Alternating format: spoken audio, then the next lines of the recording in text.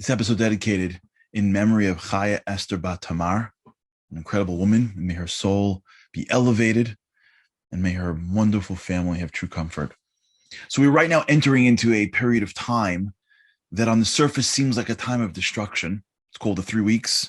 It begins on Sunday with the fast of Tammuz, 17th of Tammuz, culminates in 3 weeks with the fast of Tisha B'Av. But really, it's a time of rebuilding, of empowerment. God's not having us go through challenges for challenge's sake. He does it to bring out the best in us. So I want to talk about Sunday. I want to talk about Shiva Asar B'Tammuz. The first historical event connected to this day took place in the desert. This is, if you will, the core of what went wrong. The Jews, if you can be there, just received divine inspiration at the highest level on Mount Sinai. Moses now leaves them to go to heaven, whatever that means, to accept the Torah. And he says, I'll be out for 40 days. Well, there was a miscalculation. He went up. Is that day one? Or is the first day that he's there, the first full day, the next day, day one? Well, the Jews thought the day he goes up is day one. Well, Moses, that wasn't the case. Moses says, no, the next day, the first full day is day one. Well, guess what? 40 days later, guess who doesn't come down mountaintop? Moses. Jews are waiting there. It's 40 days. Moses is gone. And they fear the worst. He's dead. And they do the unthinkable. They take their gold, they throw it into the fire, out comes out a golden calf, and they serve the golden calf. Can you imagine? They just at the same mountaintop, at the same mountain, the base of the mountain, that same mountain that they saw God 40 days ago, they're serving idols. Can you imagine? And the story that we were told growing up is that Moses came down, saw the idol, couldn't believe it, smashed the tablets. Remember that? That day, Shiva Asar B'Tammuz. That's the fast day. That's Sunday. Here's the problem. Moses knew about it. He had some intel. If you look at the verses closely, you'll see. Read them. Moses is in heaven, and God says, Lech reid ki shiches amcha. Go down because your nation turned astray. And Moses, through some divine inspiration, understood that they were serving an idol. You know what Moses did? He went to Jewish mom mode, started defending them. Didn't even know what was going on. He's defending them. And he's like, God, it's not their fault. It's not their fault. Remember Abraham, Isaac, and Jacob. And you know what God says? I forgive them. So Moses is in heaven, knows about the idol, already goes to God. God already forgives him, comes down with the tablets, knowing about the idol, sees the idol, and breaks the tablets. I don't understand, Moses. You knew this was coming. Yeah, right. You saw it on the jumbo on the screen. Like, why'd you break the tablets for? God knows. God forgave him. There's one thing he didn't see.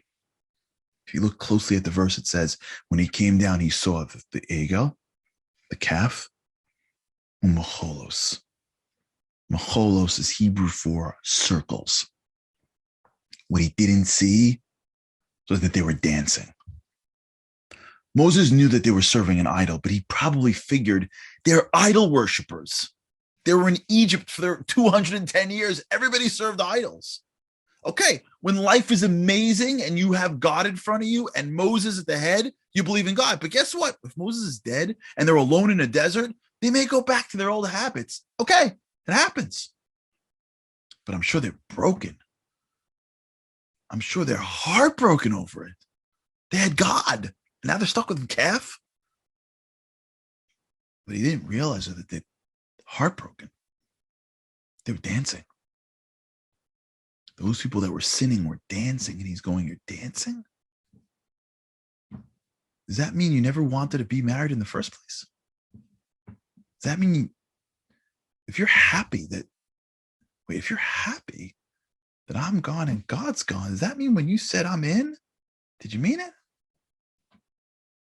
You see, what's interesting about the story of the golden calf is that they were forgiven for their actions. But you know what they weren't forgiven for? Their heart. Their heart. wanted out, at least the few that went around. And Moses didn't see that because he didn't see them dancing. And for that, he broke the tablets. The Talmud teaches us, Rachmana deliba boy, God wants our heart. Of course, we have to know things. Of course, we have to say things. Of course, we have to do things, but that's not what God's looking for. No one in a relationship is looking for actions. You're looking for someone's heart. You're looking for the heart within the card, the heart within the gesture, the heart within the food, the heart. You don't want just people doing things. You want people's heart. That's what a relationship is. It just manifests through speech and actions. And on that day, the sin of the Jewish people was, at least the people that sinned, was that they didn't give God their heart. That's the beginning of the end. That's why it's the beginning of the 3 weeks. That's the question we have to ask ourselves as we're about to enter into this period of time. How much of my heart do I give God? Honestly. Am I excited to get closer to him or to be separated? Am I excited when he's in my life more or less? Am I excited when I'm doing things that are connecting me, or I'm doing things that I just want to do my own? What gives me excitement? Where is my heart? How much of it belongs to God? 5%, 10%, 90%? If each of us can just be honest with ourselves, how much of what am I doing is just my hands or my mouth? How much of it is just really my heart? If we could together just try for a few weeks, just for this period of time, to give God a little bit more of my heart, to be a little bit more excited to be connected, to learn a little bit more about the wisdom of why he runs and how he runs the world, to connect to things a little slower so that I can put my emotions into it, to spend a couple of more minutes speaking to him or thinking about him. If we can take this period of time and give him a few more percentage points of our hearts, maybe each of us together can rectify that sin. And hopefully, maybe, just maybe, God will look down and see how much we're giving him. He'll reveal more of himself. And these 3 weeks won't be weeks of destruction. They'll be weeks of redemption.